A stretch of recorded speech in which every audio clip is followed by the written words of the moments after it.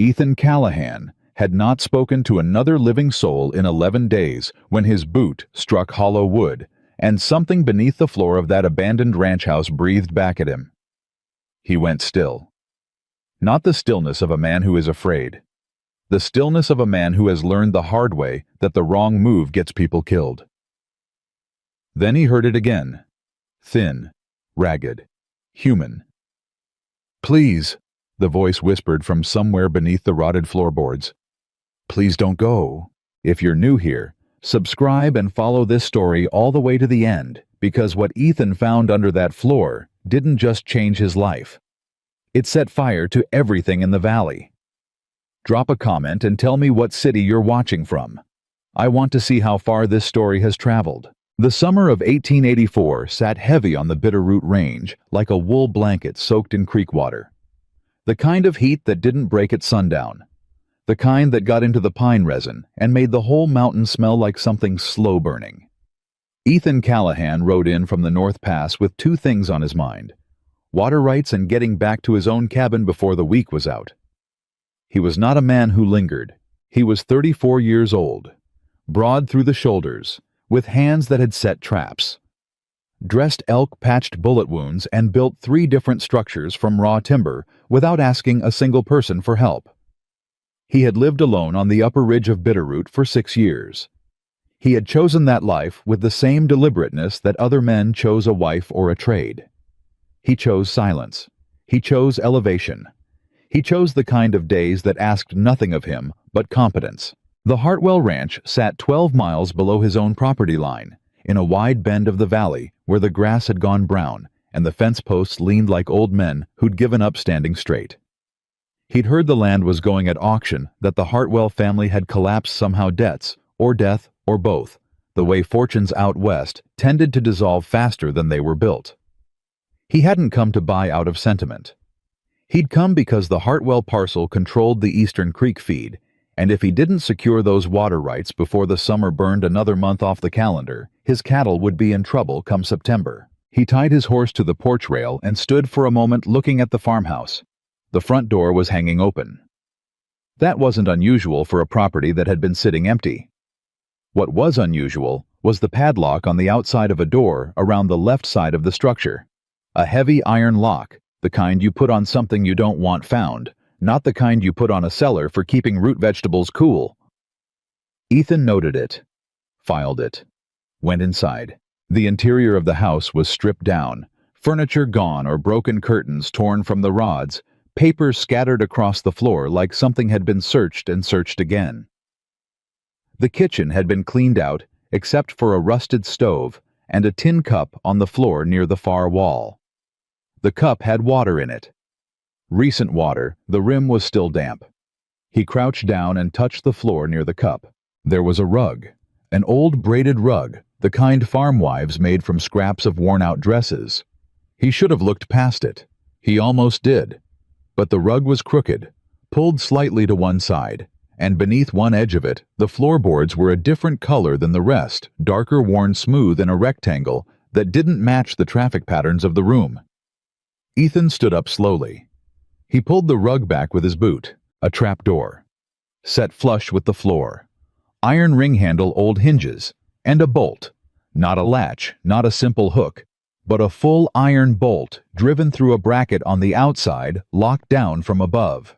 He stared at it. A cellar door locked from the outside didn't store vegetables, it stored people. He crouched and pressed his ear to the wood. Silence for 3 full seconds. Then so faint he thought he'd imagined it a breath. The wet, careful kind. The kind a person takes when they've learned that making noise brings punishment. "Hey," Ethan said. His voice came out low flat, the way it always did when he was working hard to keep something steady. "I'm not going to hurt you. I'm just going to open this door." Nothing. "I'm going to open it now," he said again. He didn't have a key. He didn't need one. He stood up, went back to his horse, pulled the short pry bar he kept in his saddlebag for pulling fence stakes, and came back inside. It took him less than 40 seconds to work the bolt bracket loose from the wood. The screws were old, the wood soft with humidity. The whole mechanism came free with a sound like a sigh. He lifted the trapdoor. The smell hit him first close, air-unwashed skin, something sour and medicinal underneath. A ladder led down 6 feet into the dark. He could see nothing at first. Then his eyes adjusted, and he saw her. She was pressed into the far corner of the cellar back, against the stone foundation wall, knees drawn up to her chest, wrists wrapped in cloth that had once been white. Her hair was matted on one side. Her dress was torn at one shoulder, and dark with old staining along the hem. She was looking up at him with eyes that were not vacant, not broken, not empty, but burning with the concentrated wariness of an animal that has been hurt too many times to trust that a hand reaching down means anything good. She looked maybe 27. She looked like she hadn't slept in days. She looked like she was deciding right now whether to fight him or beg him. "I'm Ethan Callahan," he said. "I bought this land this morning at the county auction. I don't know who put you down here, but I'm the one who's going to get you out." She didn't move. "Can you stand?" he asked. Her voice, when it came, was hoarse, cracked at the edges, but it was precise. "How many men are with you?" "None." "How many outside?" "Just my horse." She looked at him for a long moment. Something worked behind her eyes. Calculation assessment. The kind of thinking that doesn't stop just because your body has been used hard. "There's a man named Silas Crow," she said. "He has riders. If they see you pull me out of here, they will kill you." "That's a concern for later," Ethan said. "Right now I need you to let me help you up these stairs." "You don't understand, miss." He kept his voice even. "I understand enough. You've been in a hole in the ground. That ends today.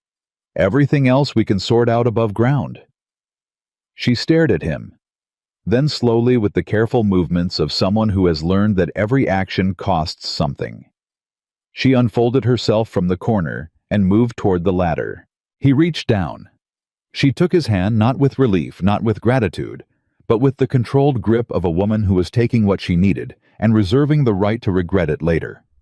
He pulled her up. She stood in the kitchen of the farmhouse, blinking against the afternoon light that came through the dirty windows, and for a moment she just breathed. Her chest rose and fell. Her jaw was set. She did not cry. She looked around the room like she was cataloging what had been taken from it. "Water," she said. He handed her his canteen without a word. She drank. Controlled pulls, not the desperate gulping of someone who had lost their discipline. She handed it back. "My name is Evelyn Hartwell," she said. "This is my father's ranch. My father died 14 weeks ago. Before the body was cold, Silas Crow presented a will that no one had ever seen before. A will that left everything, the land, the water rights, the railroad contract, to the Crow operation. When I refused to sign the transfer documents, they put me in that cellar." Ethan looked at her steadily. "How long?" 11 weeks. She said it the way you say a number that has become too large to feel. "They brought water and hardtack every few days, enough to keep me alive, enough to keep me willing to sign." "Did you sign?" "No." He absorbed that. 11 weeks in a stone cellar, and she had not signed. "Is there anyone who knows you're here?" "Family law." Something moved across her face. Not quite bitterness. Not quite grief. "The county sheriff is Wade Greer. He played poker with Silas Crow every Thursday night for 4 years. She paused. "My father's attorney died in a riding accident 6 weeks ago. The circuit judge hasn't been through this territory since spring." "So no," Ethan said. "So no." She agreed. He turned and looked out the window at the yard. The land was still in the afternoon heat. No dust on the road. No riders visible on the ridge. But that didn't mean they weren't coming. Crow's men had apparently been maintaining this coming by to keep the woman alive and compliant. That meant they came on a schedule. And he'd just broken the lock. "They'll know," Evelyn said, watching him. She'd followed his gaze. Smart woman. She was reading the same situation. "When they come next and find the cellar open, they'll know someone was here." "When do they usually come?" "Morning, every 3 to 4 days. They came yesterday. Ethan nodded. Then we have 2, maybe 3 days. For what? He looked at her directly. To figure out what you want to do. She blinked. It was the first time anything like surprise had crossed her face. What I want to do? It's your land, your father's name. Your fight if you want it. He picked up his hat from where he'd set it on the broken chair and turned it in his hands. I bought water rights this morning. I didn't buy a war. But I've been in enough situations to know that walking away from one doesn't always mean you don't end up in it anyway. He set the hat back on his head. So, what do you want to do, Miss Hartwell? She was quiet for a long moment, long enough that the wind shifted outside, and somewhere down the valley a crow called twice and went silent.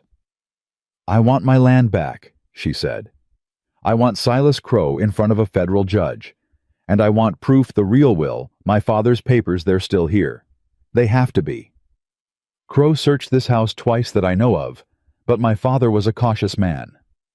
She looked at the floor. He trusted certain things to certain places. Where? I don't know exactly. He never told me outright. He said... She paused, pressed her lips together. He said the valley's memory is longer than any man's reach. I thought it was something he said when he'd been drinking. Now I think he meant something specific. Ethan considered that. Can you ride? She looked down at herself. At the torn dress and the wrapped wrists and the legs that had been folded in a 6-foot stone room for 11 weeks. Give me an hour, she said, and something to eat. He went back to his horse and brought in the saddlebag, dried jerky hardtack of his own, a tin of beans he'd been carrying for a week. He set it on the kitchen floor because there was no table left. She sat down across from it and ate with methodical care. Not fast, not slow, the way a person eats when they've learned to take what's given and make it last. He sat across from her and said nothing. After a while she said, You don't ask many questions. You've answered the important ones, he said. She looked at him. Most men would be halfway back to town by now, trying to sort out whether they could get their money back on a land purchase that came with a kidnapping attached. Most men, he agreed. He picked up a piece of jerky and said nothing more. She ate. The afternoon light moved across the dirty kitchen floor. Outside, his horse shifted weight and blew out a breath. Finally, Evelyn Hartwell said quietly, Why are you staying? Ethan was quiet for a moment. He turned the piece of jerky over in his hands. Because you didn't break, he said. 11 weeks in a hole and you came up with your name, your father's case, and your next move. You didn't come up begging. You came up planning. He set the jerky down. I respect that. She looked at him with those careful, burning eyes. That's not a good enough reason to risk your life, she said. Maybe not, he said. But it's the reason I've got. She said nothing to that. But something in her shoulders, the way they'd been set, angled, inward, braced, eased by a fraction of an inch. Just a fraction. The kind of movement that isn't relief, but is the beginning of considering it. Outside, the summer heat bore down on the Bitterroot Valley. The grass was brown and the fence posts leaned and the land looked like something abandoned. But under the kitchen floor, the cellar was empty. Now the door swung open to the light. And in the stripped farmhouse that was now technically Ethan Callahan's property, a woman who had not surrendered in 11 weeks sat across from a man who had not yet decided exactly what he was doing, only that he was not leaving. An hour later, she stood up. I need to check something, she said. In the barn. He followed her out. The barn was in worse shape than the house. Half the roof over the east stall had come in, and the remaining structure smelled of old straw and disuse. Evelyn walked directly to the back to the stone foundation wall at the far end, where a rusted iron hook hung from a bracket. She ran her hand along the mortar between the stones, careful searching, and then stopped at a particular stone, maybe 3 feet from the ground, that had a faint scratch mark along its lower edge. She pressed both palms against it and pushed sideways. The stone didn't move. She pushed again harder, and this time Ethan stepped up beside her without being asked, read the angle of her push, and added his weight in the same direction. The stone shifted, ground against the others. And behind it, in a hollow no bigger than a saddlebag wrapped in oilcloth papers. Evelyn pulled them out with hands that were completely steady. She unwrapped the cloth, spread the papers against the flat of the adjacent stone. She scanned them line by line fast, her lips pressed tight. Then she stopped. "This is it," she said. Her voice was exactly level. "The real will. My father's signature witnessed by 3 men. And here," she touched a second document, "the original land grant, the railroad contract. Everything Crow forged over the originals are right here." She looked up at Ethan. "He knew," she said. "My father knew someone was going to come for this. He hid it where he knew I'd find it if I had reason to look."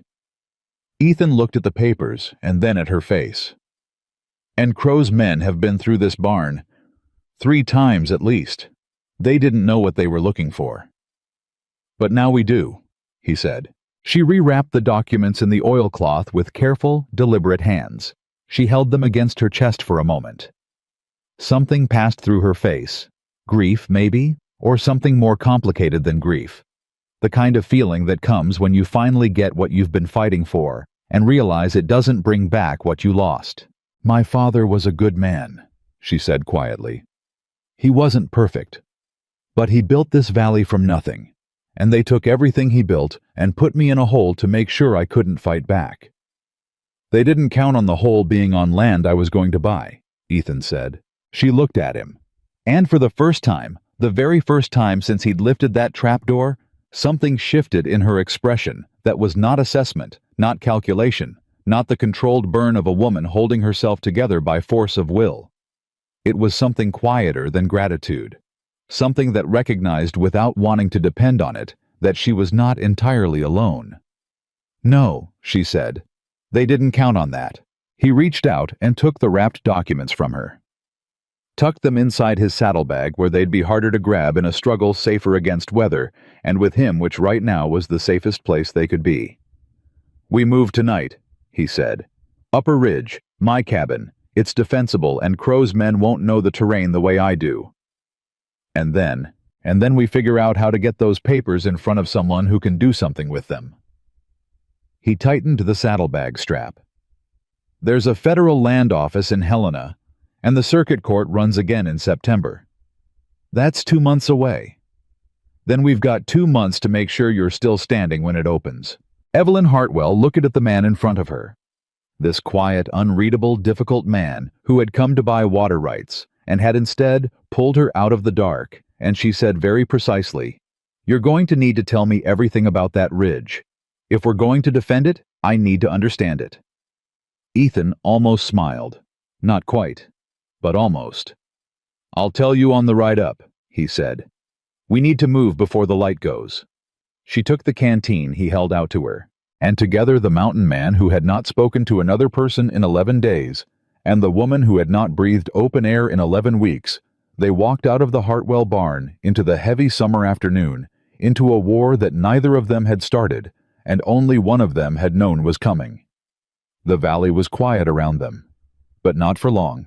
The ride up to Ethan's Ridge took 2 hours, and Evelyn didn't complain once. That said something. Her wrists were still wrapped in those dirty strips of cloth. Her legs hadn't carried her weight properly in 11 weeks, and she was riding a borrowed horse on a mountain trail that switched back hard enough to make seasoned riders grip the saddle horn. She didn't grip it. She rode upright eyes moving along the tree line, the way a person moves their eyes when they've learned that danger announces itself visually, before it announces itself in any other way. Ethan noticed. He didn't say anything. He just kept the pace steady and watched the ridge above them. She'd asked him to tell her about the terrain on the ride up. So he did not the way a man tells a woman something he thinks she needs to know, but the way one scout briefs another. Flat and specific. He told her where the trail narrowed and where it widened. He told her where a rider coming from the south would have to slow down, and where someone on foot could cut across faster than a horse. He told her about the 2 approaches to his cabin, the main trail from the east and the creek path from the north that most people didn't know existed, because it wasn't a path, exactly, more like a series of decisions a person made in sequence if they knew the land. She listened without interrupting. When he finished, she said, And if they come from the west over the ridgeline directly, he glanced at her. That approach is a 40-degree slope over loose shale for the last 300 yards. A man on foot could do it in good boots with time and patience. 6 men trying to move fast and quiet couldn't. So the east trail is the primary threat. And the creek path is the secondary, he said. If they split. They'll split, she said. Silas always splits his riders. He thinks it demonstrates tactical intelligence. Ethan said nothing for a moment. Then, "You know how he operates. I grew up watching him work for my father. 14 years. He was the foreman. Good at the job. Too good at figuring out what men want and giving it to them before they ask." She paused. "My father trusted him. I never did. But I was 23 years old, and it wasn't my ranch yet, so I kept my mouth shut." "What changed?" "My father got sick last winter, started putting his affairs in order, started talking to me about the land, what it meant, what it was worth, what he wanted to happen to it. And Silas started watching those conversations." She adjusted her grip on the reins. "The week before my father died, Silas came to me privately, told me there was a new will, told me the terms, told me my father had decided the land should pass to the operation rather than to a daughter who'd eventually marry and take the name off the deed. And you didn't believe it. My father told me 2 days before he died that this valley was mine, that I was the only one who understood what he'd built." Her voice didn't waver, but she pressed her lips together for a moment before she continued. "He wouldn't have changed that. Not in those last weeks. Not for anything." They reached the upper ridge as the light started to drop behind the western peaks, and Ethan's cabin came into view, a low solid structure built from timber he'd cut himself, backed against a natural rock formation that covered the north and west sides. No windows on the vulnerable faces. One door, heavy with a bar on the inside. A second exit through the back that looked like a storage panel, but wasn't. Evelyn looked at it. "You built this to be defended," she said. "I built it to last," he said. "Same thing." He got her inside, got a fire going low in the stove, not enough to push visible smoke into the night sky, just enough to heat the beans and take the cold edge off the altitude. She sat on the one chair and held the tin cup he gave her with both hands and looked at the walls. He'd hung his maps on the east wall. Survey maps hand-drawn in some places, showing the Bitterroot Range and the valley systems below.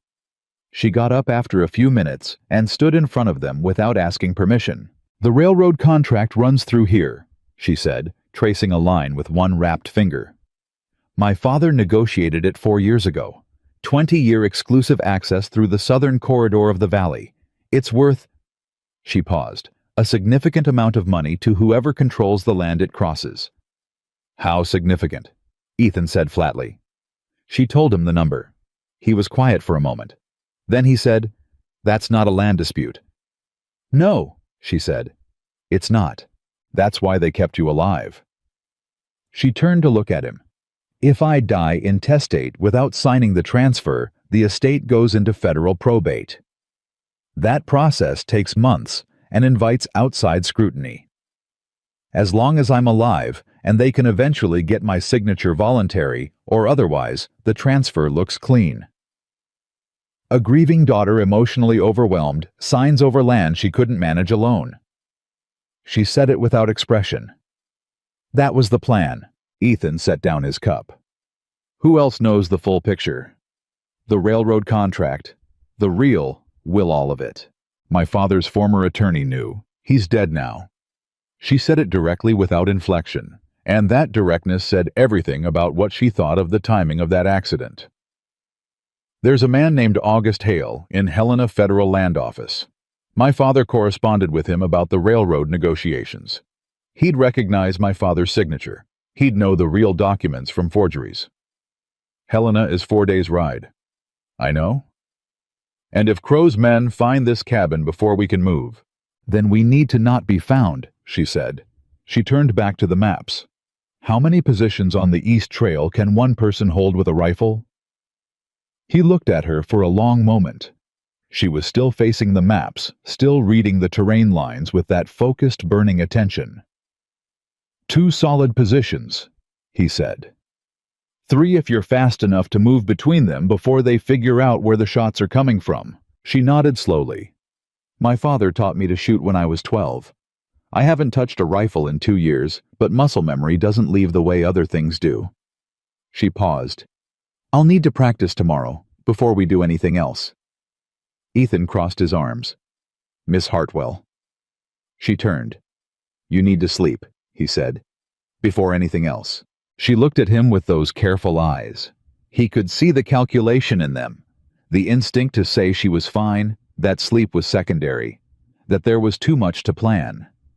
He watched that calculation move across her face and then slowly resolve. One question first, she said. Go ahead. Why do you live up here alone? She asked. Not what you do. Why? He was quiet, long enough that the stove clicked in the silence. I was a scout for the army, he said finally. 7 years. I was good at it. I was good at reading terrain and tracking men and making decisions fast in bad situations. He picked up his cup. I was less good at what came after those decisions. What it looked like. What it cost. She waited. I came up here because the mountain doesn't ask you to justify your choices, he said. It just asks you to make them correctly. She looked at him for a moment. Then she said, That's either the most honest thing a man has ever said to me, or the loneliest. Probably both, he said. Something almost like a smile moved across her mouth. Then she turned and looked at the bedroll he'd laid out near the stove. Wake me at first light, she said. I'll take watch, he said. She lay down without arguing. And within 4 minutes, he counted not from suspicion, but from the quiet attention he gave to everything her breathing went even and deep. The sleep of a body that had been denying itself rest for too long and had finally cautiously decided that the immediate threat was low enough to let go. He sat by the door with his rifle across his knees and listened to the mountain. It was a long night, not because anything happened, but because his mind was working in a way it hadn't worked in 6 years. Running variables, counting resources, thinking about another person's survival alongside his own, which was a calculation he had deliberately removed from his life, and now found himself running again without having chosen to. He didn't examine that too closely. Dawn came gray and cool, the way mountain mornings came in summer, even when the valley below was already baking.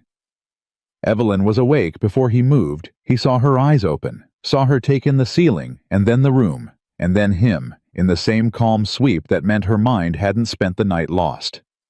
She'd woken up exactly where she'd gone to sleep, inside the same problem ready to continue. She sat up. Coffee? I have it, he said. They ate without ceremony. While she ate, he told her what he'd been working through in the night, the timeline, the options, the variables. She listened and ate at the same time. And when he was done, she added 3 things. He hadn't considered that Crow's man, Caleb Mercer, the operations accountant, was the one who had actually constructed the forged documents. That Mercer had connections to a territorial land broker in Missoula who handled the legal laundering of questionable transfers. And that Silas Crow, for all his tactical aggression, followed Mercer's strategic direction more often than most people realized. Ethan absorbed that. So Crow is the weapon, he said. Mercer is the hand that aims it. Exactly. She set down her cup. Silas will ride hard and hit fast. That's his instinct. But Mercer will be the one who told him where to hit and when. And Mercer thinks in paperwork. He thinks in legal structures and documentation. He'll want the real will destroyed before anything else happens. The moment he finds out those papers are gone from the barn. He'll move fast, Ethan said. He'll move that same day, she said, because every hour those documents exist is an hour his entire structure is at legal risk. Ethan stood up and went to the window. The light was still thin, but the sky was clear. No smoke signals on the valley floor. No movement on the east trail that he could pick out from this height. Then we need to move first, he said. I've got a neighbor Hector Voss runs cattle about 8 miles north. Good man, no connection to Crow. Has 2 sons old enough to ride hard. He turned from the window. If I send word to Voss, he can get a rider to Helena in 3 days. Get Hale from the Federal Land Office moving toward us with documentation authority. She was on her feet. Do it today. I ride to Voss, I'm gone 4 hours minimum, he said. You'd be here alone. She crossed the room, took the Winchester down from the wall rack where he'd hung it, and checked the action with smooth, practiced hands, loading gate lever sighting down the barrel in one continuous movement that was whatever she'd said about 2 years away from it entirely fluent. She looked at him over the barrel. 4 hours, she said. I'll manage. He watched her. There was something almost painful about the steadiness in her, the way she held that rifle, not like a woman who'd been given a weapon to make her feel better, but like a woman who'd picked up a tool she already knew how to use. Anyone comes up that east trail while I'm gone, he said. You don't need to hold them. You need to slow them. Fire twice from the first position. Move. Fire once from the second. Move again. Make them think there are more of you. And if they get past both positions. There's a second rifle under the floor panel behind the stove, he said. Loaded. Spare ammunition in the tin box next to it. She nodded once. He was gone within the hour. The ride to Voss's spread was exactly as long as he'd said, 4 hours there and back, with 20 minutes at the Voss property itself, long enough to explain the situation to Hector Voss, in the blunt, minimal language that made the older man's face go tight and serious, and then immediately practical. Voss had known the Hartwell family, had done business with Evelyn's father for a decade. He didn't ask many questions. He asked one, she alive? She's alive, Ethan said. Voss turned to his older son. Ride for Helena. Today. Don't stop. The son was saddled and moving in 10 minutes. Ethan rode back hard. He came up the trail expecting silence and got it, but the kind of silence that has been recently inhabited, where the air still holds a trace of human tension, like heat holds in a stone after the sun has moved off it. He came through the cabin door with his hand on his sidearm. Evelyn was at the table. The Winchester was across her knees. She looked up when he came in, and there was something in her face that was different from when he'd left. Someone came, he said. It wasn't a question. One rider, about 2 hours after you left. She set the rifle on the table. He came up the east trail slowly, not like a scout, like a man who was told to check on something and didn't particularly want to. What did you do? I let him get to this first switchback, she said. Then I fired once into the rock face above him. He stopped, looked around for about a minute. Then he turned around and rode back down. Ethan looked at her. He was testing, not attacking, she said. Someone told him to see if the land was occupied before sending more men. Now they know it is. Which means they'll be back, he said. With more. Tonight maybe. Tomorrow morning more likely. Silas doesn't move at night if he can avoid it. He prefers to see what he's riding into. She paused. But now they also know the position on the east trail is covered, so they'll plan around it. Creek Path, he said.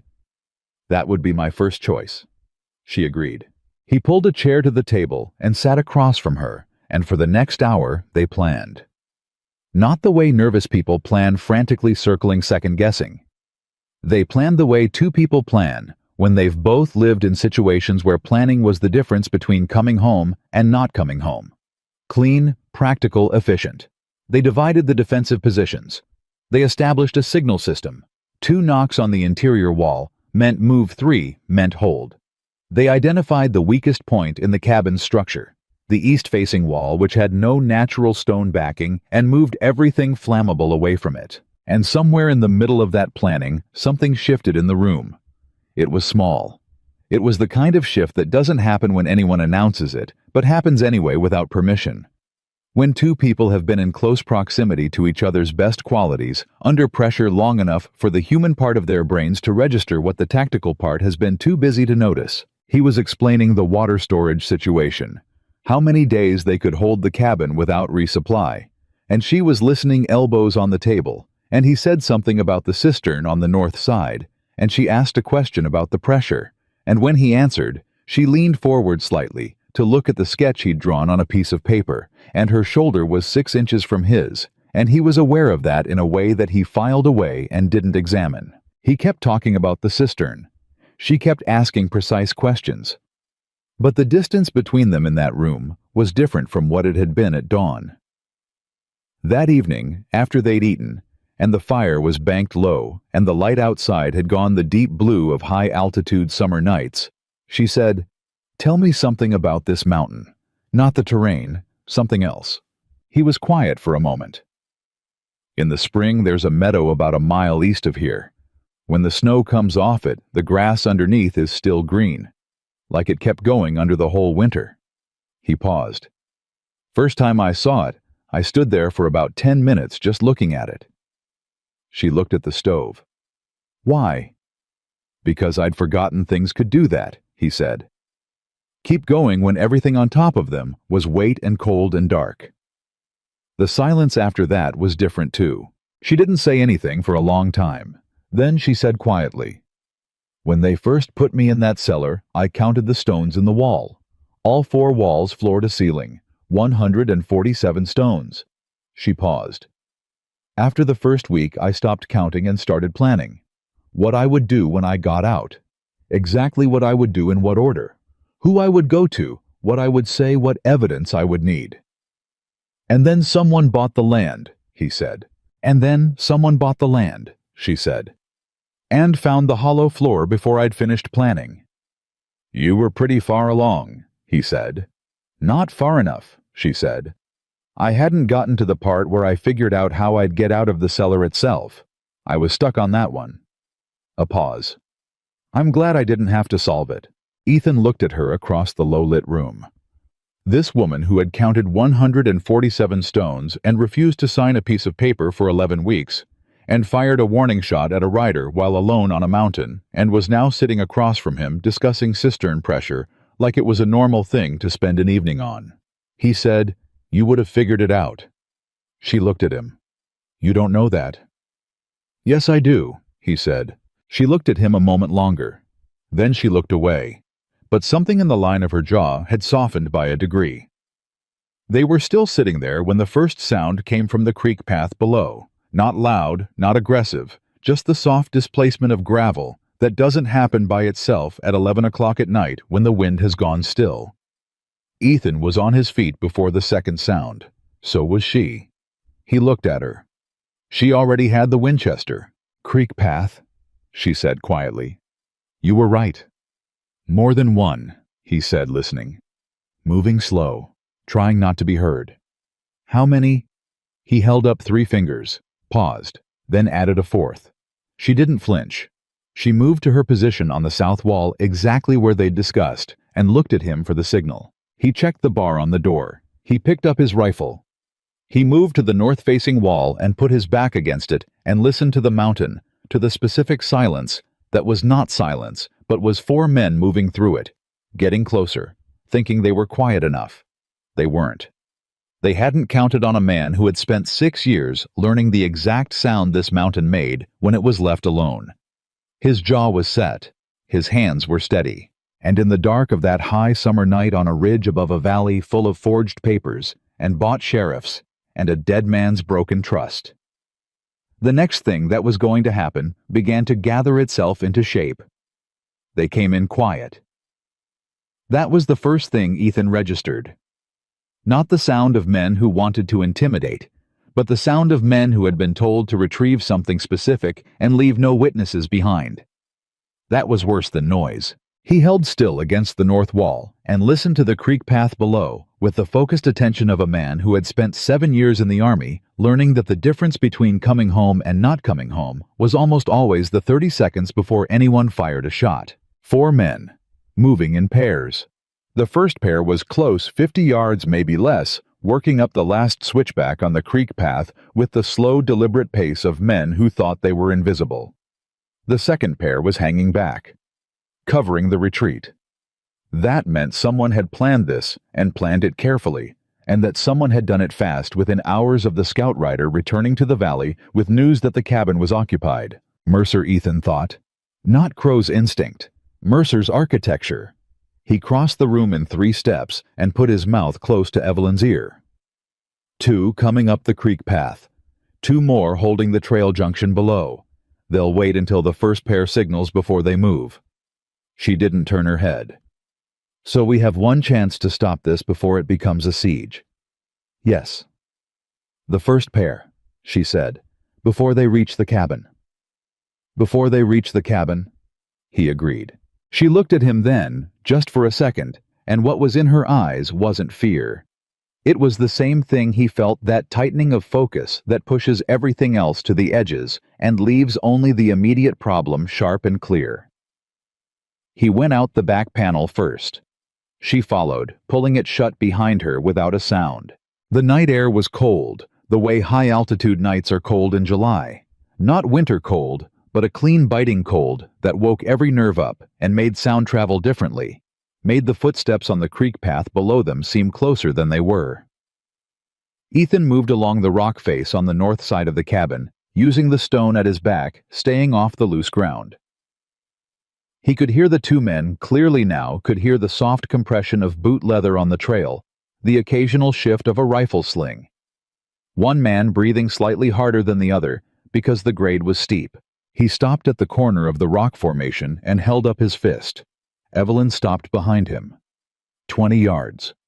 He waited. 15. The first man came around the last bend in the creek path and stepped into the narrow flat ground above it and walked directly into the muzzle of Ethan's rifle.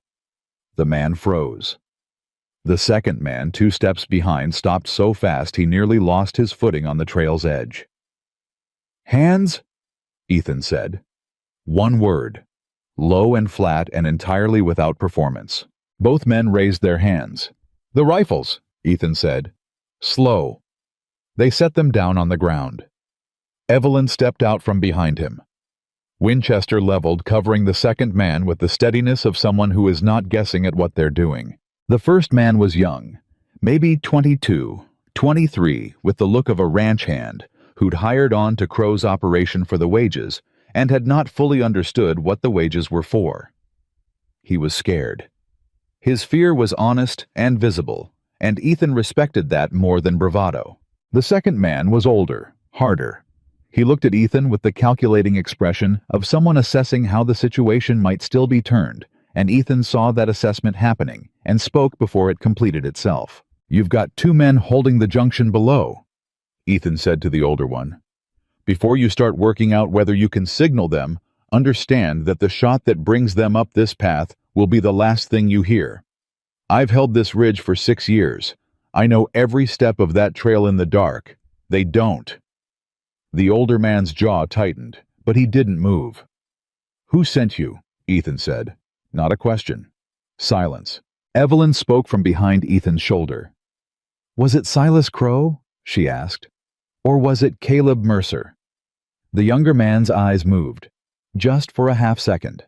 Not to either name, but to the second name. A small, involuntary flicker that said the name landed differently than the first. Ethan caught it. So did Evelyn. "Take their ammunition," Ethan told her. She moved forward and did it efficiently. Saddlebag rounds, belt loops, a knife from the older man's boot that he surrendered without being told a second time. She stepped back. "Here is what's going to happen," Ethan said to both men. "You're going to walk back down to that junction. You're going to tell the other 2 that this cabin is defended, that the approach is covered, and that whoever sent you should reconsider the timeline." He paused. "And you're going to tell Caleb Mercer, because that's who you're going to report to, isn't it? That the papers he's looking for are no longer on this mountain." The older man stared at him. Something shifted in that stare, something that was not quite surprise, but was the recognition that whoever this man was, he knew more than he was supposed to know. "Go," Ethan said. They went. He and Evelyn stood in the dark and listened to the 4 sets of footsteps, 2 from the creek path, and then, minutes later, 2 from the junction below, diminishing down the trail until the mountain gave back its normal silence. Then she said, "You told them the papers aren't on the mountain." "I did." "They're in your saddlebag, inside the cabin." "Yes," he said. "But now Mercer will think we've already moved them. He'll have to recalculate. It buys us time." She was quiet for a moment. "Or it tells him we're more organized than he thought, and he responds by sending more men faster." "That too," Ethan said. "But either way, he's responding to us instead of us responding to him." She was quiet another moment. Then she said, "That was well done." He didn't answer that. He turned and went back inside, and she followed, and they reset the bar on the door, and she reloaded the Winchester, and he went back to listening to the mountain, which was quiet now, genuinely quiet, the kind that meant the immediate threat had passed, but not the larger one. They both understood that without discussing it. At some point past midnight, she fell asleep sitting upright against the south wall rifle still across her knees. Ethan looked at her for a moment, at the way her face in sleep shed the layer of controlled calculation and showed something under it that was younger and more exhausted than she ever let show while she was awake. He got the spare blanket from the back shelf and set it over her without waking her, and went back to his position at the door. Morning came faster than it had any right to. She was awake and on her feet before the light was full, the blanket folded neatly on the floor beside where she'd slept, and she said nothing about the fact of it being there except to look at him once, with something that acknowledged it without making it into anything larger than it was. They ate. They planned. And then, just after mid-morning hoofbeats on the East Trail, but not the careful, quiet hoofbeats of men trying to come in unseen, one rider, moving fast and open. Ethan was at the window. Evelyn was beside him. "That's not a crow rider," she said. "No." He agreed. He was right. It was Hector Voss himself riding hard with his younger son at his flank, and the expression on the old cattleman's face when he pulled up at the cabin door was not urgency, but news. The specific look of a man carrying information that changes the shape of a situation. Ethan opened the door.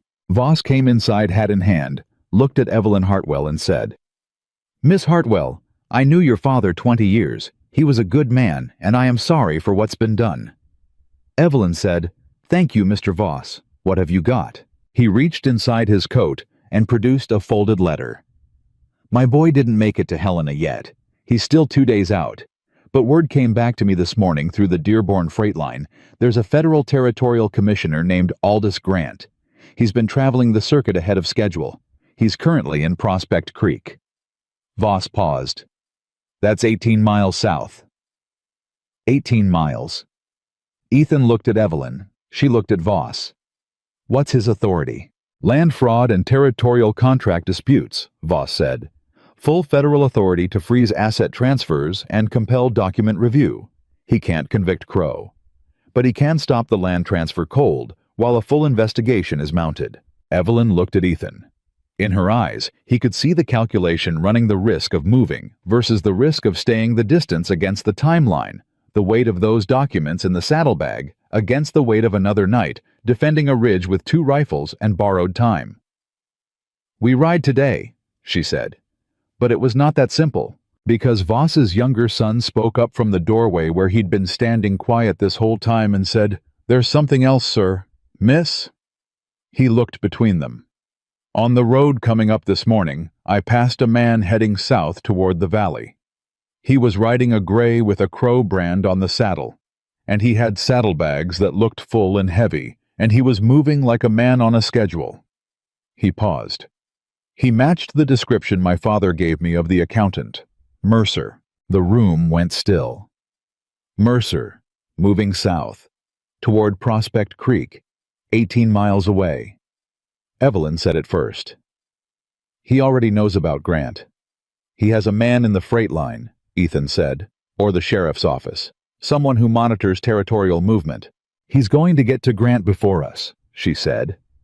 Not panic, just the hard, clear reading of a situation that had just shifted. "He'll present the forged documents first, establish the narrative. By the time we arrive with the originals, Grant will have already received Mercer's version of the story, and Mercer is very, very good at constructing versions of stories." Ethan was already moving. He pulled the saddlebag off the wall hook and checked the oilcloth package, still there, still dry. "How fast can you ride 18 miles? He asked her directly. "Faster than Mercer if we leave now," she said. Voss, Ethan said. Can your son ride the east trail and hold the top position? Anyone comes up behind us. I need to know how much time we've got. Voss looked at his son. The son nodded already, turning back toward the door. Then let's go, Ethan said. They rode hard, and they rode smart. Not straight south on the open valley road, where they'd be visible and exposed, but angling east first, then cutting south through the timbered corridor that ran along the base of the Bitterroot foothills. It was longer by maybe 3 miles, but it kept them off the road, and it kept them out of sight of anyone watching the valley floor. Evelyn rode without complaint. She rode like she'd been born to the saddle which she had been, and the 2 hours of hard riding through broken terrain put color back into her face that had nothing to do with exertion and everything to do with forward motion, with the specific vitality of a person who has been stopped against their will for too long and is now finally moving. They came into Prospect Creek from the east at midday. The town was small, a freight depot, a land office, a hotel, 2 saloons, and the kind of dense watching stillness that small frontier towns have when something unusual has just happened in them. Ethan read that stillness as they rode in, and his hand moved to his sidearm without him consciously deciding it. There, Evelyn said quietly. The hotel. 3 horses out front, one of them a gray with a crow saddle brand. They'd gotten there in time, but not by much. Ethan tied their horses at the freight depot, 2 buildings down, and they walked to the hotel with the oilcloth package under Ethan's arm and Evelyn slightly ahead, because if this was going to be settled by law and authority and documentation, it was going to be settled with Evelyn Hartwell at the front of it. That was right. That was how it needed to happen. She knew it too. She walked through that hotel door like she owned it, which she very nearly did. The hotel's main room was laid out simply a long table at the back. A man in a dark coat seated at it with papers spread in front of him and a clerk at his left side, and across the table from him, Caleb Mercer. Mercer was 40 years old, slight pale with the kind of face that gave nothing away, and the kind of hands that always had a pen in them. He looked up when the door opened and went absolutely completely still. Then his face reorganized itself. Smooth, almost immediate. "Commissioner Grant," Evelyn said, walking directly to the table. Her voice was clear and controlled, and carried the particular authority of someone who knows they are right and is prepared to prove it. "My name is Evelyn Hartwell. I am the legal heir to the Hartwell land estate, and the man sitting across from you is in the process of defrauding the Federal Territorial Land Office." Grant looked up. He was 50 or so, gray at the temples, with the careful, watchful face of a man who had seen enough fraud in his career to recognize the feeling of a room when 2 contradictory versions of a story had just collided in it. Mercer said very calmly, "Commissioner, this is the young woman I mentioned, emotionally unstable following her father's death. We've been trying to locate her for her own safety." "I was located," Evelyn said, "in a locked cellar beneath my own ranch house, where this man's associates put me 11 weeks ago to prevent me from contesting a forged will." She set the oilcloth package on the table and unwrapped it. The documents went down flat in front of Commissioner Grant. The original will, the land grant, the railroad contract, all of it in her father's hand, with 3 witnesses' signatures, and a territorial notary seal that was dated 4 months before the forged document Mercer had presented. Grant looked at the documents, then at Mercer's documents, then back. The clerk leaned in. Grant said something to the clerk quietly. The clerk picked up both versions of the will and held them side by side. Mercer said, "Those documents are fabrications. I can bring testimony." "From whom?" Evelyn said. "Silas Crow, Sheriff Wade Greer, your territorial land broker in Missoula." She looked at Mercer directly, and for the first time in that exchange, his smooth composure showed the faintest crack, because she'd named the broker, which meant she knew about Missoula, which meant she knew more of the structure than he'd believed possible. "I know the entire chain, Mr. Mercer. I had 11 weeks to go over everything my father ever told me about this valley's business. I had nothing else to do." Something happened to Mercer's face in that moment. Not anger, something colder than anger. The recognition that a plan he'd constructed carefully over months had a catastrophic flaw in it, that he'd never seen the woman he'd locked in the cellar, had spent 11 weeks doing exactly what she'd have done in any office or library, which was think. Grant said, "Mr. Mercer, I'm going to need you to remain in this room while I review these documents." Mercer said very precisely, "I am not under any legal compulsion to—" "You are now," Grant said. He said it simply without drama, the way a man says a thing that is true. He looked at the clerk. "Get the marshal." Mercer stood. Ethan, who had been standing 4 feet behind Evelyn's left shoulder this entire time, said, "Sit down, Mr. Mercer." Mercer looked at him, evaluated him, and sat down. The next hour was the kind of hour that moves slowly in rooms and quickly in memory. Grant reviewed the documents with his clerk. He asked Evelyn 17 questions in order, and she answered all of them correctly and completely, and without hesitation. He asked Ethan 3 questions about the circumstances of the cellar discovery and the documentation's recovery from the barn, and Ethan answered them in the same flat, precise way he did everything. Mercer answered no questions. He sat with his hands flat on the table and said nothing, and the silence he maintained was the silence of a man calculating how much damage had been done and how much might still be controlled. The answer, when Grant finished his review and set down both sets of documents and looked across the table, was clear. "Mr. Mercer," Grant said, "the notary seal on the document you've presented was issued 14 months ago. The notary who issued it retired from practice 18 months ago and is currently residing in Missouri." He paused. "The seal was used after the notary retired, which means it was either used fraudulently or the notary has been misrepresenting his status, and in either case, the document it authenticates is invalid." He folded his hands. "The Hartwell estate transfer is frozen effective immediately pending full federal review. I am issuing a detention order for yourself and for Silas Crow pending investigation of land fraud, document forgery, and unlawful detention of a territorial citizen." Mercer said nothing, but his hands flat on the table pressed down just slightly harder. The only thing that moved. The marshal came in 12 minutes later. He was a territorial marshal, not a county sheriff, no connection to Wade Greer's operation, and he was not gentle with the handcuffs. Evelyn watched Caleb Mercer be walked out of that hotel room, and her face was completely still. Not satisfied, not triumphant. The face of a woman who has been waiting 11 weeks for a specific thing to happen, and is now watching it happen, and finding that it is both exactly what she needed and somehow not sufficient to fill the space the waiting carved out. Ethan stood beside her. After the door closed, she said quietly, "Silas Crow isn't here." "No," he said. "He'll know by nightfall what happened in this room." "Yes." "He's not the kind of man who accepts a legal setback and moves on," she said. "He's the kind of man who burns things down." Ethan looked at her.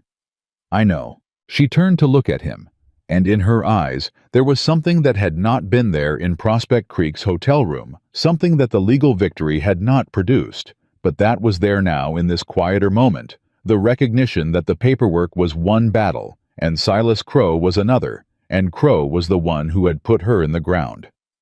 "We have to go back," she said. "We have to go back to the ranch." "I know," he said. She held his gaze. "He'll be there. Or he'll go to your cabin. Either way, he'll come for what's left." "Then we make sure we're there when he does," Ethan said. She looked at him for a long moment.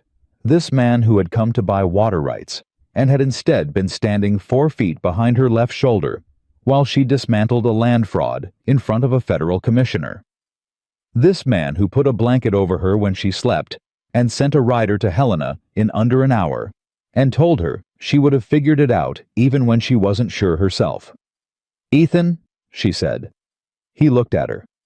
"Thank you," she said. She said it once directly without softening it into something smaller or inflating it into something larger.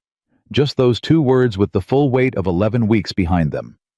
He held her gaze for a moment. Then he said, "Let's ride." They walked out of the Prospect Creek Hotel into the hard midday sun, and Commissioner Grant was behind them issuing orders to the clerk, and somewhere to the north. Silas Crow was about to find out that Caleb Mercer was in federal custody, and the land transfer was frozen, and the woman he'd buried in a cellar for 11 weeks had walked into a hotel room and taken apart 18 months of careful criminal construction in under an hour. And Crow, when he found that out, would not reach for a lawyer. He would reach for his rifle. Ethan knew that the way he knew terrain, not from thinking about it, but from reading it. The shape of what was coming was clear in the distance, the way a weather system is clear to a man who has learned to read the sky. They rode north. Behind them, the hotel and the marshal's office and the small formal machinery of territorial justice. Ahead of them, the valley and the burned summer grass and the ranch house with its empty cellar and its hidden history.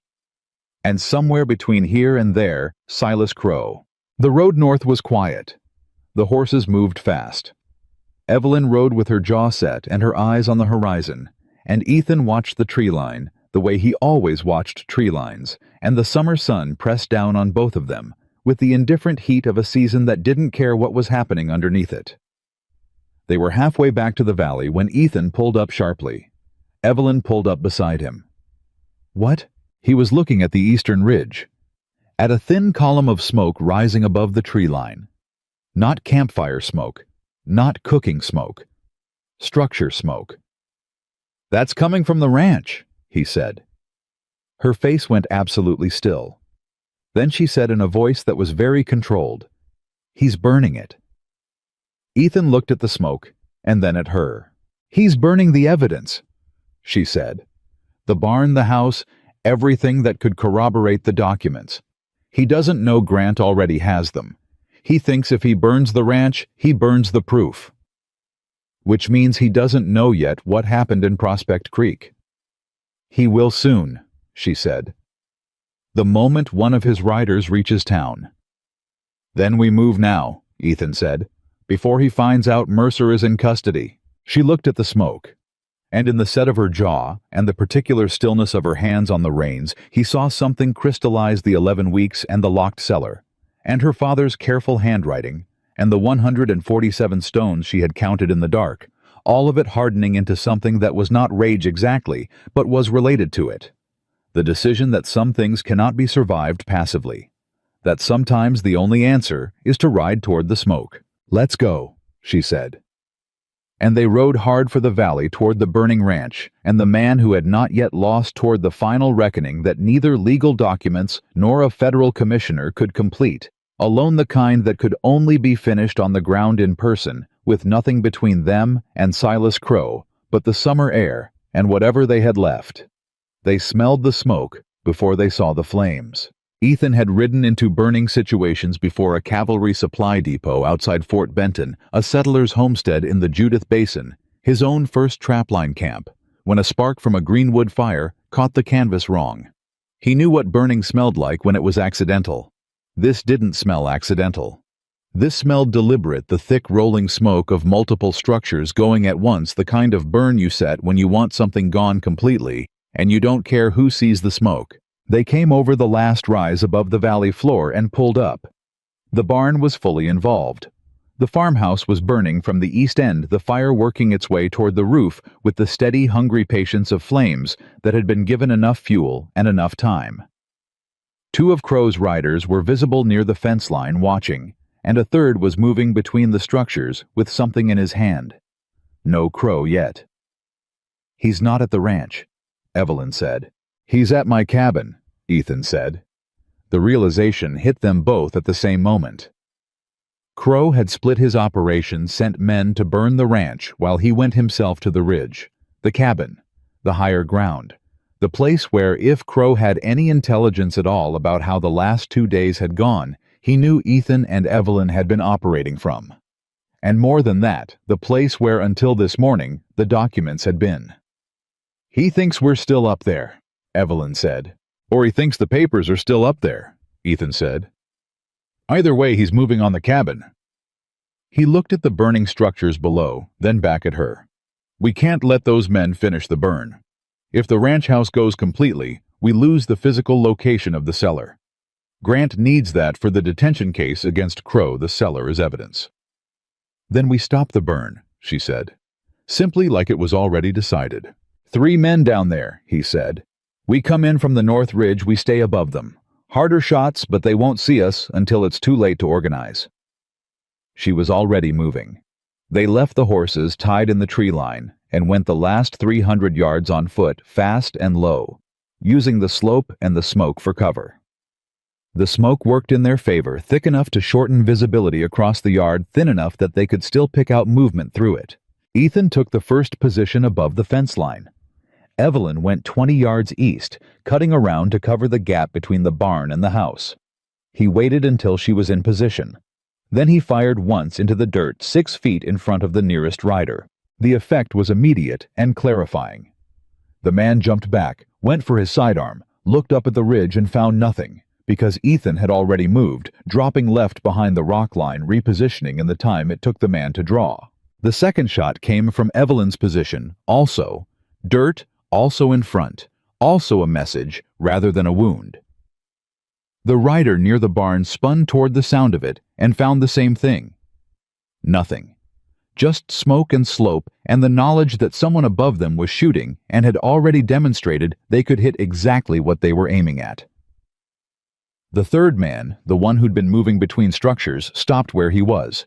"You're on Hartwell land," Evelyn called out. Her voice carried down the slope with the clarity of high-altitude air. Federal detention orders have been issued for Silas Crow and Caleb Mercer. Territorial Marshal is 18 miles south. You've got one chance to ride out of this valley without following them into custody. A beat of silence. "Who's up there?" one of the riders called back. "Someone with a very clear shot and a very strong preference for not using it," she said. Another beat, longer. Ethan watched the 3 men exchange looks, the particular look of hired men doing the math on whether the wages they'd been paid were worth what the situation was currently asking of them. They weren't.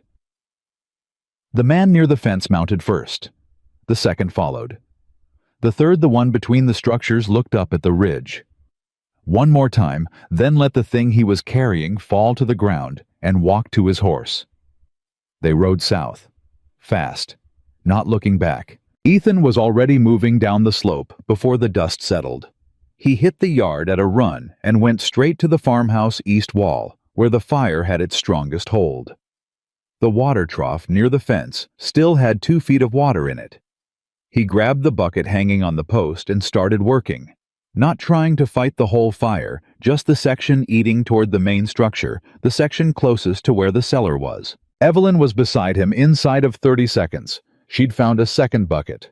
She didn't say anything. She just worked. They worked for 20 minutes side by side without speaking. And at the end of it, the barn was a total loss.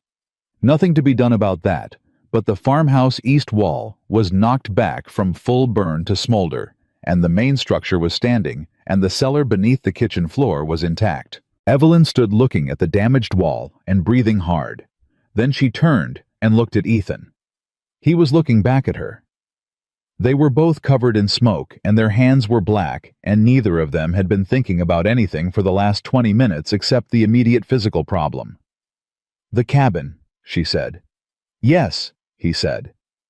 They rode hard for the ridge. The east trail up to Ethan's cabin was a 40-minute ride, pushing horses at a reasonable pace. They didn't push at a reasonable pace. They pushed hard.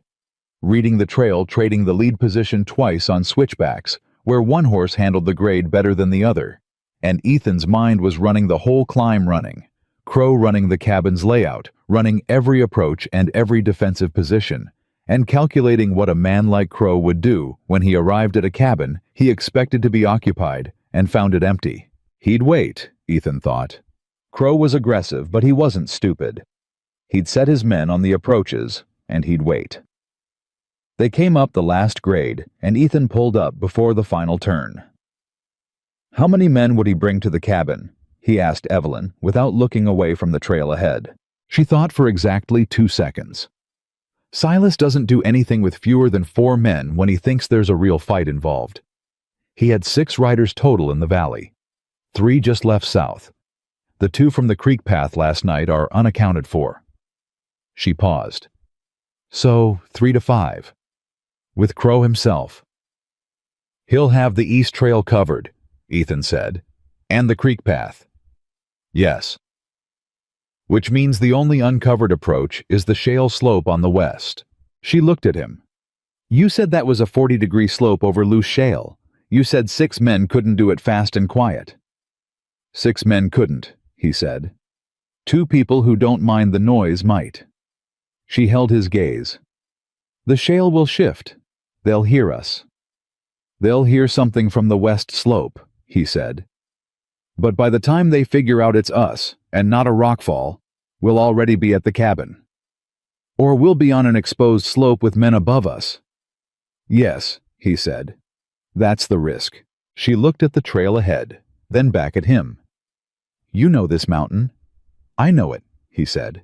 Then let's go, she said. They tied the horses in the timber below the west face and went up on foot. The shale was as bad as advertised, loose and vocal, every step generating a small cascade of sound that seemed enormous in the silence of the upper ridge.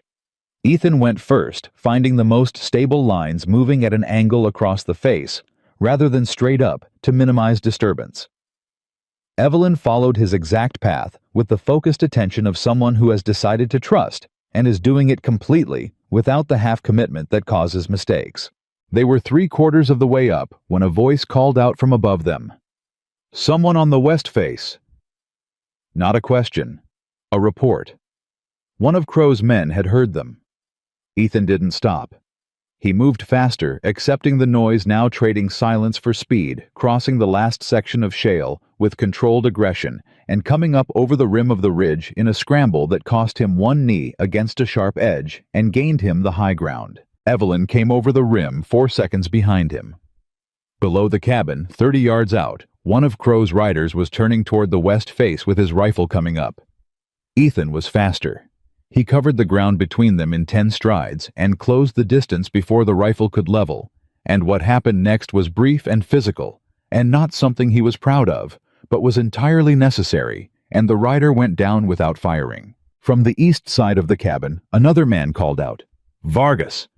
What was that? Evelyn pressed herself against the cabin's north wall and held still. Ethan picked up the downed man's rifle and moved to the cabin corner. He said nothing, just waited. The man from the east position came around the corner and walked into the muzzle of his own colleague's rifle, held by a stranger who looked like he'd just come up a shale cliff with his bare hands and was not particularly inconvenienced by the experience. The man stopped. His hands went up. "Where's Crow?" Ethan said. The man's eyes moved toward the cabin door. Inside, Ethan looked at Evelyn. She moved to the other side of the door without being told. She had the Winchester at her shoulder and her jaw set and her eyes clear. He tried the door. It opened. Silas Crow was standing in the middle of the cabin with his back to the far wall and his rifle in his hands, and the rifle was already raised, and the first thing he said was, "I knew you'd come back. Man always comes back for what's his." He was looking at Ethan when he said it. Then his eyes moved to Evelyn, and something changed in them. Not fear. Something uglier than fear. The look of a man who thought he'd removed something from the equation, and is confronting the fact that he failed. "Miss Hartwell," he said. He said it like it tasted wrong. "You should have signed those papers when I asked you nicely." "You didn't ask nicely," she said. "You put me in the ground." "Same result either way," he said. "Not quite," she said. "One of those options ends with you in front of a federal judge. The other one does too, but with more charges attached." Crow's eyes moved between them. Calculating. The rifle was still up, pointed roughly at Ethan's center mass, and the distance across the cabin was 15 feet, which was close enough that the calculation running in Crow's head was the same one running in Ethan's, whether the other man was fast enough. "Mercer's in custody," Ethan said. "Grant has the original documents. The land transfer is frozen. You burned the barn for nothing." Something moved across Crow's face. "You're lying." "Territorial Marshal's office in Prospect Creek," Ethan said. 18 miles south. You can confirm it as soon as someone puts handcuffs on you." The rifle in Crow's hands didn't waver, but his jaw did. A small involuntary tightening that said the information had landed and was being processed against his will. "This valley was supposed to be mine," Crow said. His voice had changed, not softer, but different. The voice of a man whose professional calculation has been stripped away, and what's underneath is something more personal and more dangerous. 14 years I ran this operation. 14 years I built the infrastructure, managed the hands, kept this ranch solvent when your father's bad investments should have sunk it twice over. And he was going to hand it to a daughter who spent half her time in Denver at finishing school.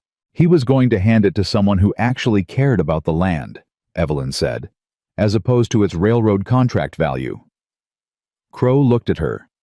"You don't know what it cost to hold this place together." "I know what it cost my father," she said. "And I know what it cost me." The silence in the cabin was the specific silence of a moment that is about to go in one of two directions and has not yet decided which. Then the sound of hoofbeats on the east trail, multiple riders, moving fast.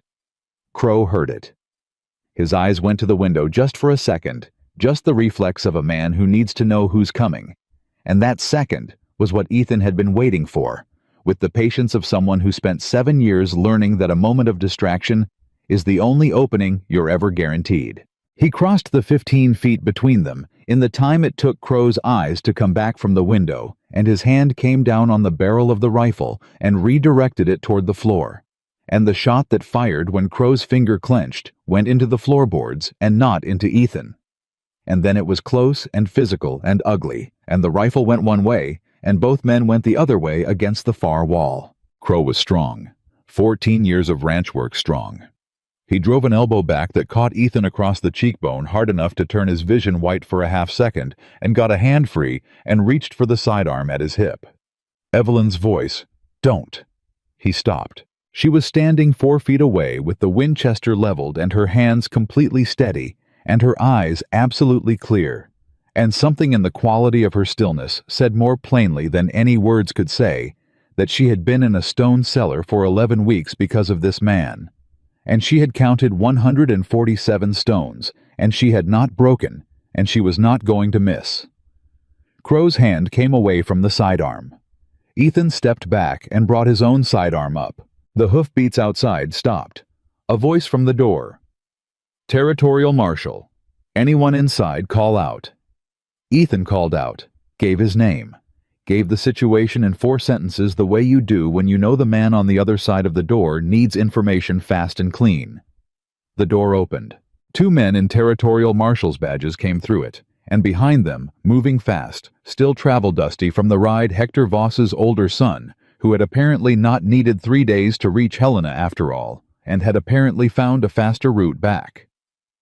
The marshal looked at Silas Crow, at Ethan, with the bruising coming up on his cheekbone, at Evelyn with the rifle that she was now slowly lowering. "Silas Crow," the marshal said. Crow said nothing.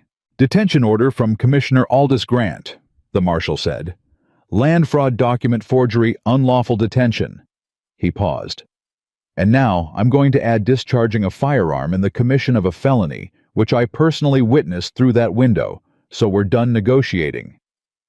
They took Crow out of the cabin with his hands bound behind him, and Ethan stood at the door and watched them do it, and Evelyn stood beside him. Crow looked back once from the yard at Evelyn. He didn't say anything. He just looked at her with those calculating eyes that had spent 14 years watching this valley, and had spent the last weeks genuinely believing he had won it. She met his gaze. Level. Steady. The way she met everything.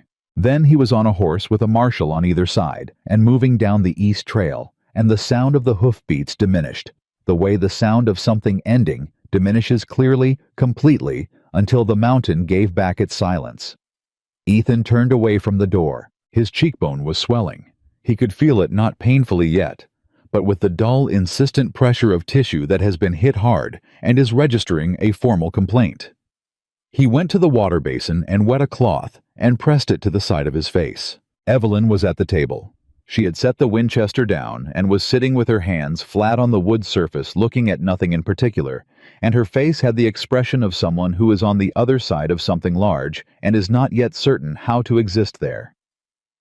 Voss's older son came to the door. "Marshal wants a statement from both of you. Says he can take it here or in Prospect Creek, your choice. Here, Ethan said. The son nodded and went back out. Ethan sat down across from Evelyn. He set the wet cloth on the table. He looked at her. She looked back at him. Your face, she said. It'll be fine, he said. She reached across the table and picked up the cloth and held it out to him with a look that said she was not commenting on his capacity to manage his own injuries, but was doing something small and concrete, because the situation did not currently offer anything larger to do. He took the cloth. It's over, she said. The words seemed to test themselves as she said them as though she was checking them for accuracy. Crow's in custody, he said. Grant has the documents. The transfer is frozen. He paused. The legal process takes months.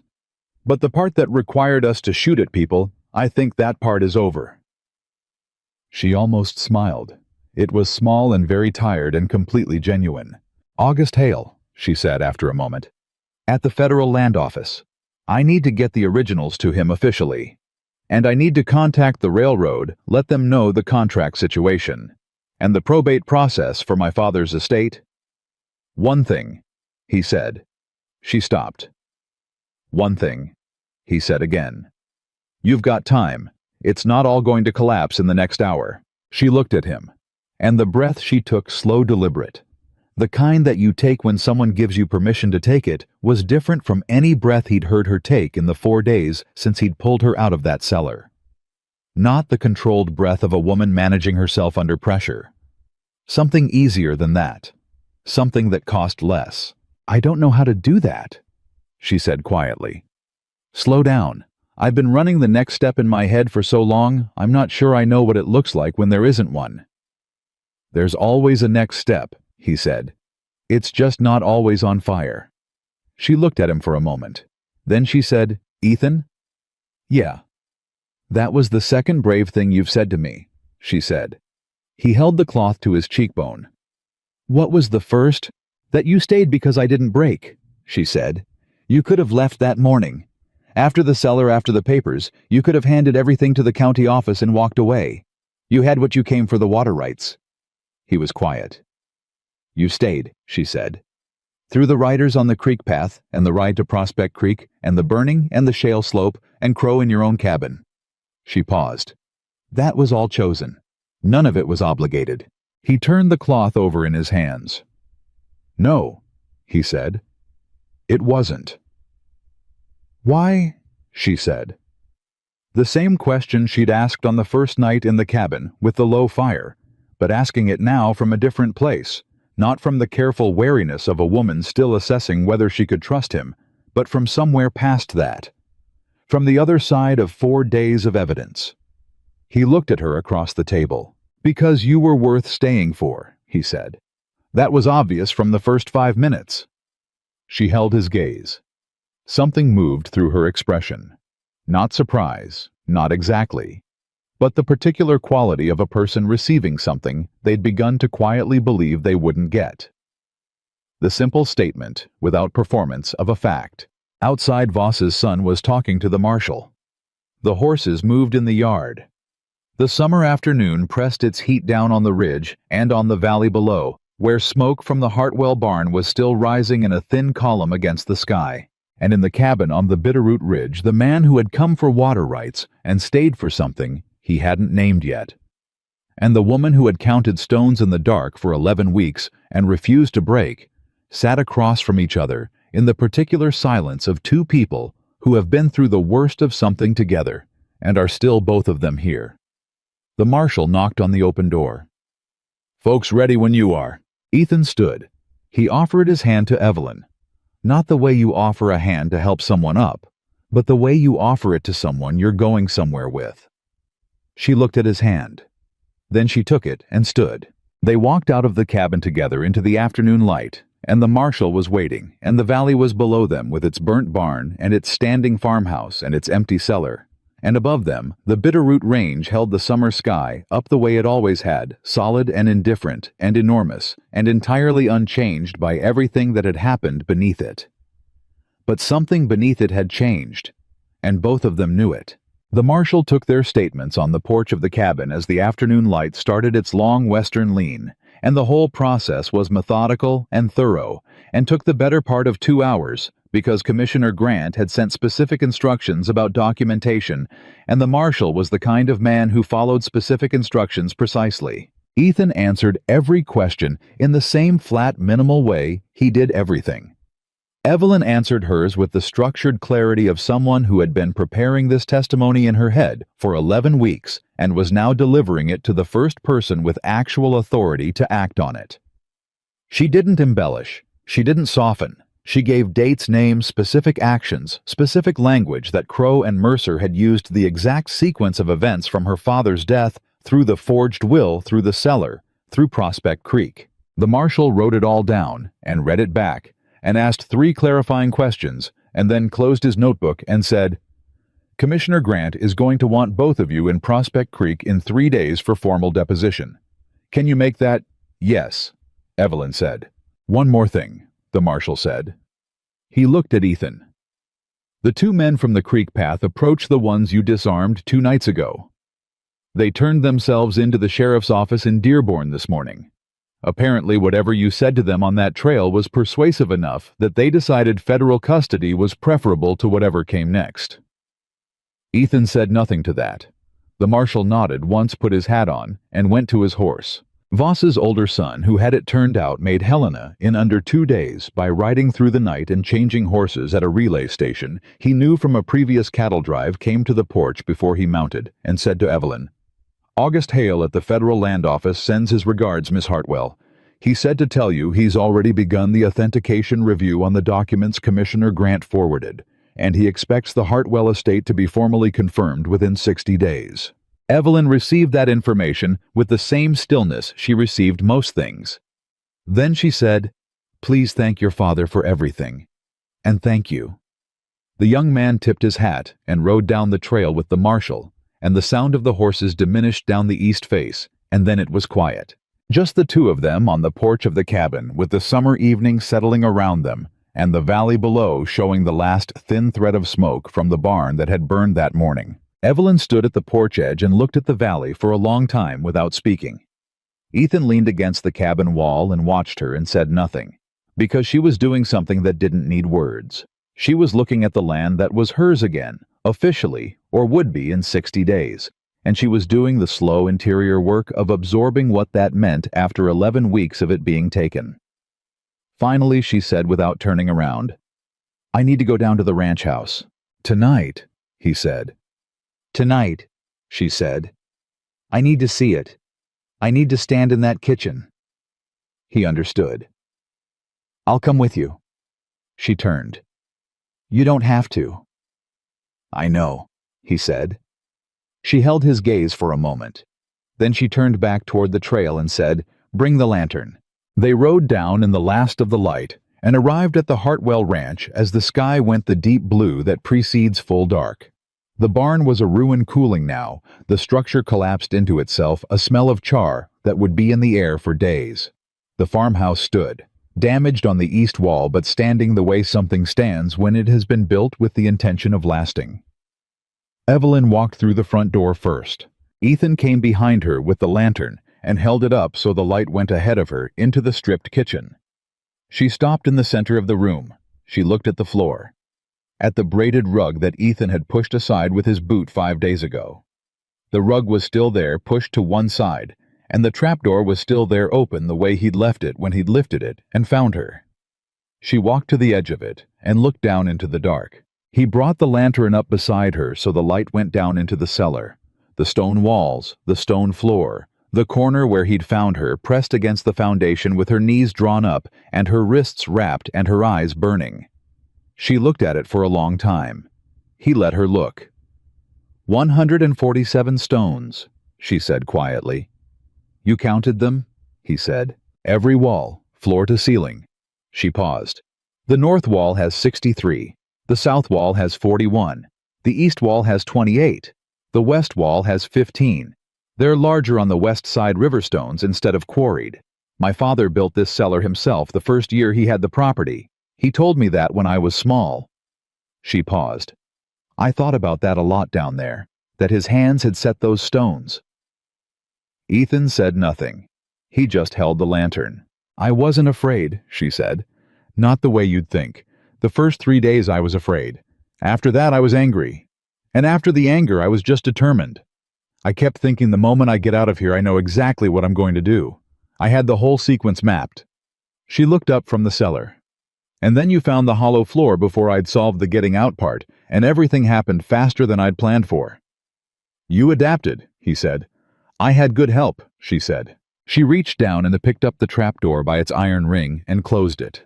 Solid and final, the door settling back into the floor with the weight of something that is done being what it was.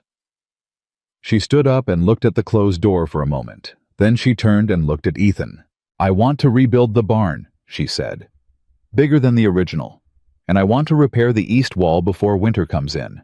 And I want to plant the south pasture next spring. My father always said the soil in that pasture was the best in the valley, but he never got around to working it properly." She paused. "There's a lot to do." He looked at her. "Yes." "It'll take time," she said. "Years probably to get this ranch to what it could be." "Yes," he said again. She looked at him steadily. "You came here for water rights." "I did," he said. "You have them," she said. "I'll put it in writing properly once the estate is formally confirmed. You came here for water rights and you've more than earned them." She paused. "You could go back to the ridge, back to your cabin, back to the life you had before your boot found that hollow floor." She said it directly, not with bitterness, not as a reproach, but in the same honest way she said everything. "That would be a reasonable thing to do." He set the lantern on the floor between them. "It would," he said. "You said you came up to the mountain because the mountain doesn't ask you to justify your choices," she said, "just to make them correctly." "I did say that," he said. "I'm not the mountain," she said. "I'm a woman with a lawsuit in federal court, a burned barn, a damaged farmhouse, 11 weeks of debt. I owe to people who helped me and more work ahead of me than any one person can do alone." She kept her eyes on his. "I am not a simple situation." "No," he said, "you're not." "So," she said, "what's your correct choice, Ethan?" The lantern light moved between them in some small draft from the open door, and the kitchen was quiet around them. And somewhere outside the first night, insects started in the grass with the sound that summer evenings make when they have settled into themselves. He looked at her. At the woman who had counted stones in the dark and refused to sign a piece of paper for 11 weeks and fired a warning shot while alone on a mountain, and walked into a federal commissioner's office and dismantled 18 months of criminal construction in under an hour. At the woman who had held a Winchester on Silas Crow with completely steady hands and closed a cellar door like she was closing a chapter and was already talking about what she was going to plant in the south pasture next spring. He said, "I'm not going back to the ridge." She waited. "I came up here 6 years ago because I couldn't find a reason to be around people that was stronger than the reasons not to be," he said. "I was good at being alone. I got better at it every year." He picked up the lantern. "And then I bought a piece of land I needed and found a hollow floor I wasn't looking for, and everything I'd built that silence into it stopped making the same argument it used to make." She was still. "I'm not going back to the ridge," he said again. "If you'll have the help." She looked at him for a long moment with those careful burning eyes. Then she said very quietly, "The south pasture is going to need significant fencing before we can plant it." He almost smiled. It was a real one this time, not the almost. "I can build fence," he said. "I know you can," she said. "I've seen your cabin." The almost became the real thing. It changed his whole face, not dramatically, not the way things change in people who perform their feelings, but in the way things change in people who have been holding them carefully and finally set them down. She didn't smile back. She did something quieter. She reached out and took the lantern from his hand, not because she needed the light, but because it was something to do with her hands, in a moment that was larger than what either of them had words for. "There's no furniture left in the house," she said. "I noticed," he said. "We can get what we need from town tomorrow." "We can," he said. She moved toward the door lantern in hand, and he followed her, and they walked out of the Hartwell farmhouse into the full dark of a July night on the Montana Valley floor, and the stars above the Bitterroot Range were the particular dense indifferent brilliance of stars at high altitude that have been there longer than any human trouble and will be there long after it. But that was then, and the next weeks were not quiet. They were the specific, grinding, satisfying work of reclamation.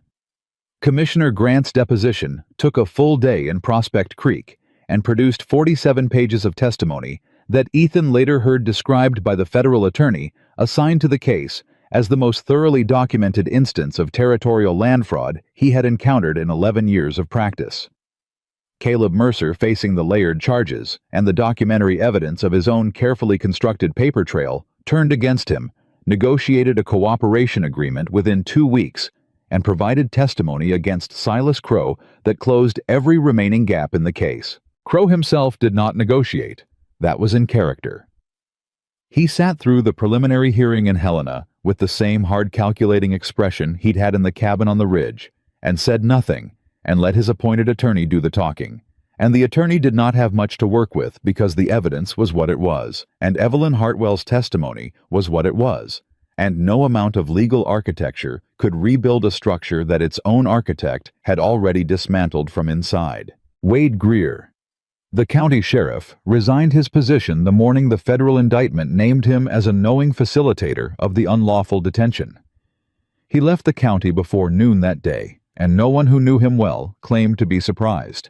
The territorial land broker in Missoula was a separate case and a separate federal jurisdiction, and took longer, but August Hale at the land office had been waiting for something concrete on that particular broker for 2 years, and the Hartwell case gave him enough to move. All of that was the legal machinery doing what legal machinery does when someone gives it the right documents and the right testimony and the right moment to act.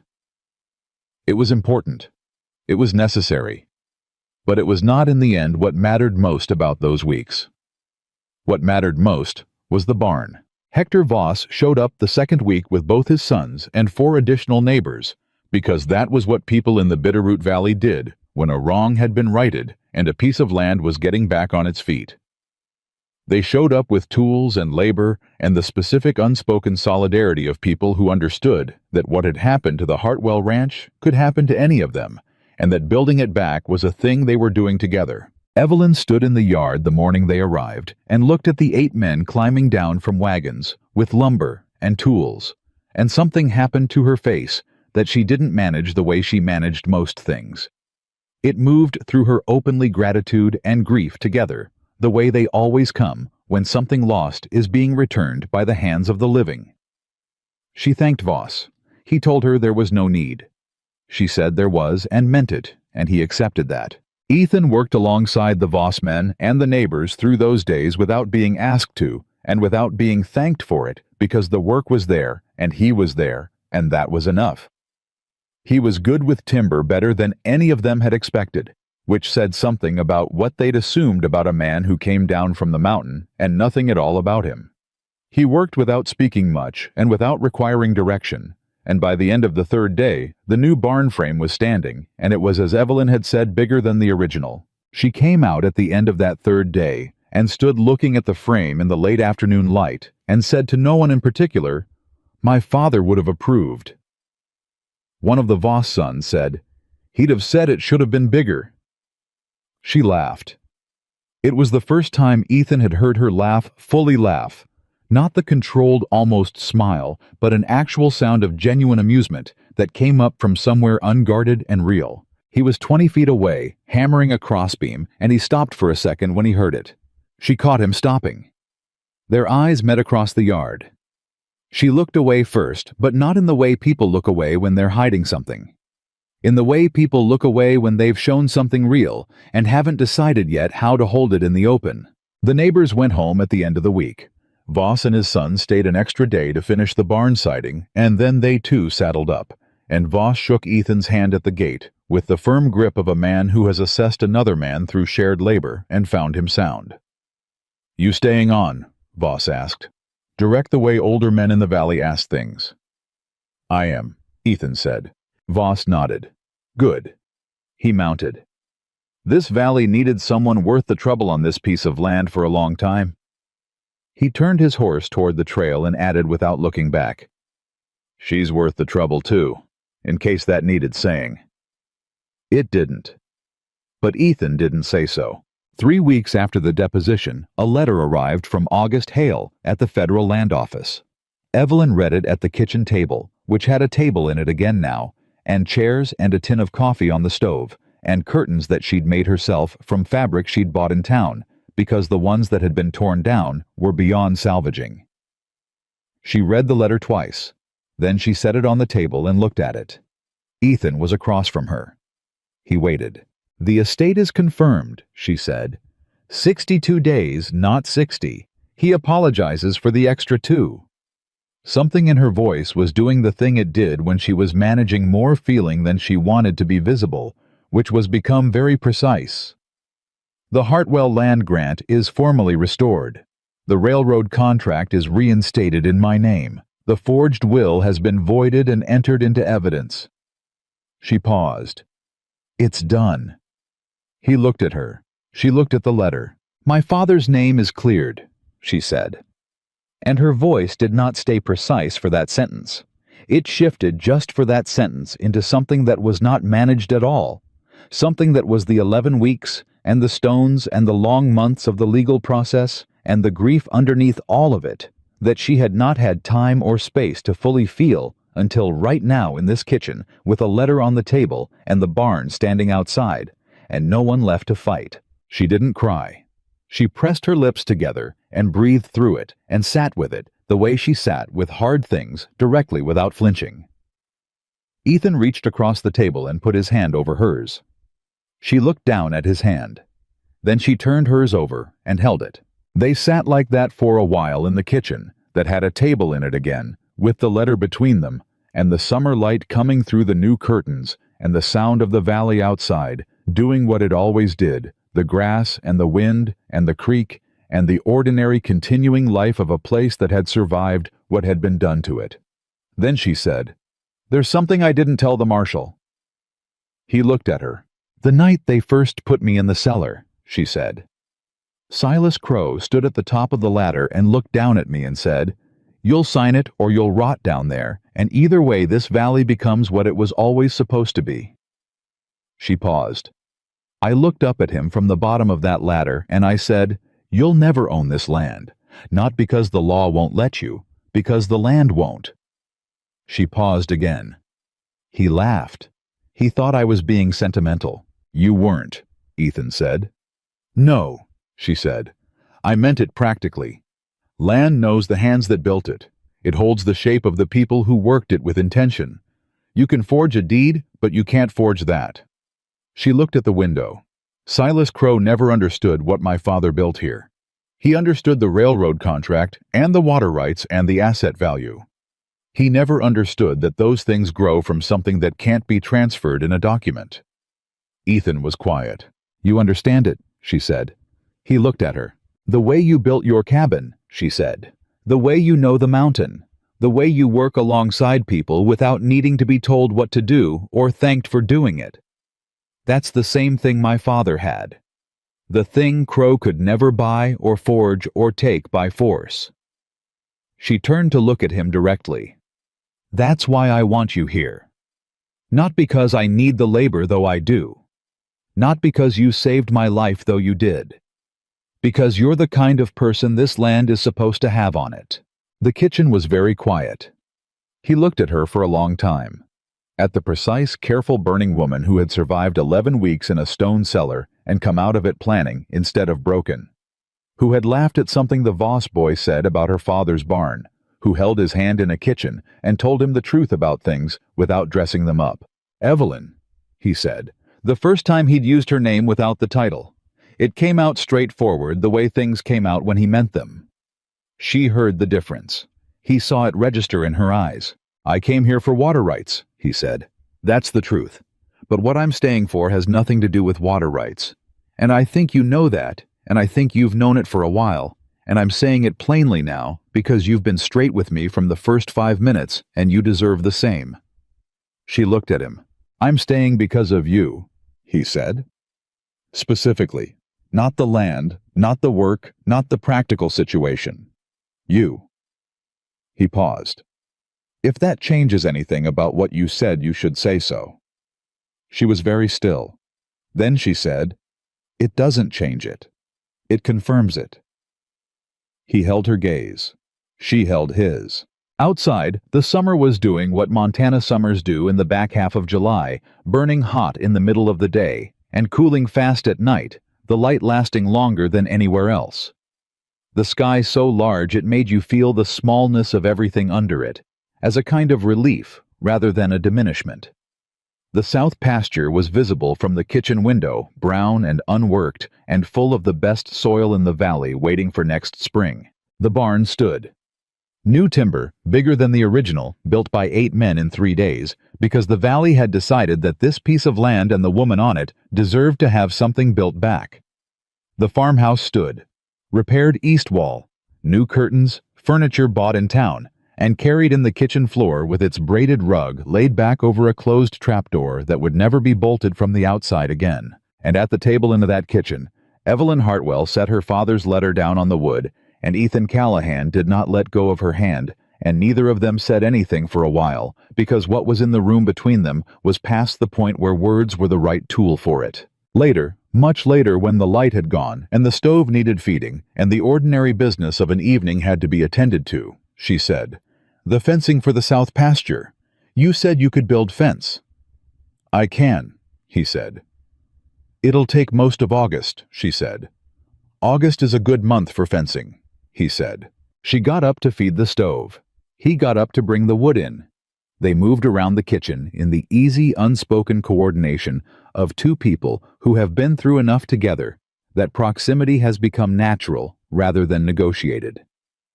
At some point, she said without turning from the stove, "My father used to say that the valley rewards patience, that everything worth having here takes longer than you think, and costs more than you planned, and is worth more than either." "He was right," Ethan said. She turned, looked at him across the kitchen in the lamplight. This man who had come down off a mountain for water rights and had stayed for something larger than either of them had planned for. "Yes," she said. "He was." The lamp burned between them. The valley outside was dark and quiet and whole. The documents were filed. The criminals were in custody.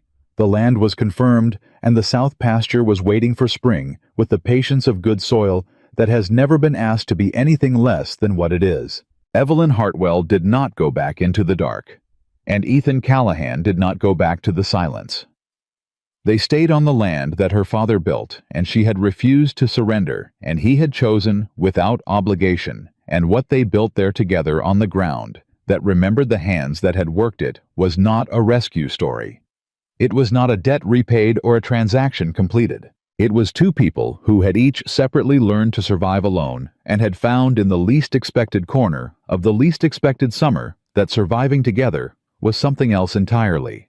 Something that the mountain and the cellar and the forged papers and the burning barn and all of Silas Crow's ambition had tried to prevent and had failed to prevent because some things are simply stronger than the forces brought against them. The valley knew it. The land held it. And neither of them would ever have to count stones in the dark again.